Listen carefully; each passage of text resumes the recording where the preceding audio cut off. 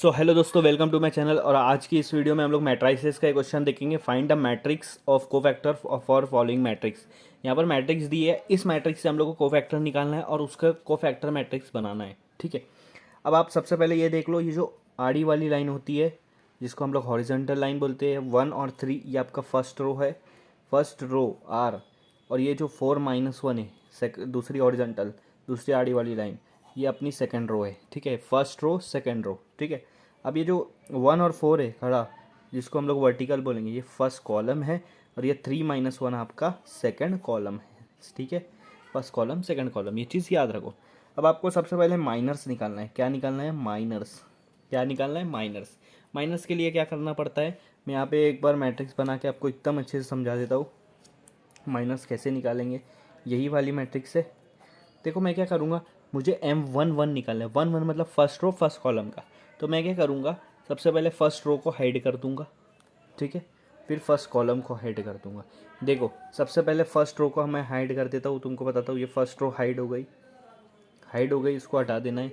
फिर first column को hide कर देना। क्या बच रहा है आपका? -1। ये देखो ये -1 है, तो M11 आपका -1 आ गया। M11 क्या आप क्या? -1। ठीक है, अब आपको कोफैक्टर निकालना है A11 का फॉर्मूला आएगा -1 और उसके ऊपर पावर आएगा ये 1 + 1 मल्टीप्लाई बाय M11। ये आपका फॉर्मूला है। -1 के ऊपर 1 + 1 है, 1 + 1 होता है 2। ठीक है, फिर मल्टीप्लाई बाय M11 आपका दिया है -1। अब आप देखो -1 के ऊपर जब भी इवन पावर हो, मतलब जो 2 के टेबल में आ रहा है वो -1 के ऊपर पावर हो, तो आपका आंसर आएगा +1। और ये आपका ये वाला M11 का आंसर -1, 1 मल्टीप्लाई बाय -1 आपका आंसर है -1। A11 क्या आपका? -1। अब आप निकालो M12। आप क्या निकालो? M12 कैसे निकालेंगे? फर्स्ट रो, ये पहले रो है थी, फर्स्ट रो को हाइड करो, जो कि हाइड है, और सेकंड कॉलम हाइड कर दो, सेकंड कॉलम हाइड कर दो। क्या बच रहा है आपके पास? 4। ये आ गया आपका M12। ठीक है, अब आपको निकालना है कोफैक्टर्स 1-2। कोफैक्टर 1-2 निकालने के लिए -1, उसके ऊपर पावर आएगा 1 + 2 मल्टीप्लाई बाय M12। ठीक है, -1 के ऊपर पावर 1 + 2, 1 + 2 मतलब 3, जो कि ऑड है। ठीक है, M12 क्या दिया है? 4। अब आप बोलो -1 के ऊपर जब भी ऑड पावर आता है, ठीक है, जो 2 के टेबल में नहीं आता, तो उसका आंसर हमेशा -1 आएगा। -1 और ये 4, -1 मल्टीप्लाई बाय 4 आपका आंसर आ रहा -4। तो आपका A12 क्या आ रहा? -4। ठीक है, A12 क्या आ रहा? -4। A11 आ रहा -1, A12 आ रहा -4। ठीक है, अब आपको निकालना है फर्स्ट रो का फर्स्ट कॉलम हो गया, सेकंड कॉलम हो गया। अब सेकंड रो करेंगे, तो सेकंड रो का फर्स्ट कॉलम M21, मतलब सेकंड रो को पहले हाइड कर दो। ये कर दिया मैंने, सेकंड रो को हाइड, फिर उसके फर्स्ट कॉलम को हाइड कर दो। क्या बच रहा है? 3। तो M21 आपका 3 आ गया।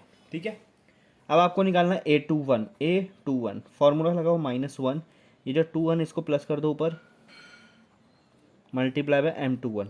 ठीक है, -1 के ऊपर 2 + 1 मतलब 3 हो रहा है, जो वो भी ऑड है। M21 आपका दिया है 3, और -1 के ऊपर ऑड आता है तो आपका आंसर -1 आएगा। -1 मल्टीप्लाई बाय 3 आपका आंसर आ रहा -3। A21 क्या आ रहा? -3। अब A22 निकालना है, उससे पहले M22 निकालो, मतलब सेकंड रो सेकंड कॉलम।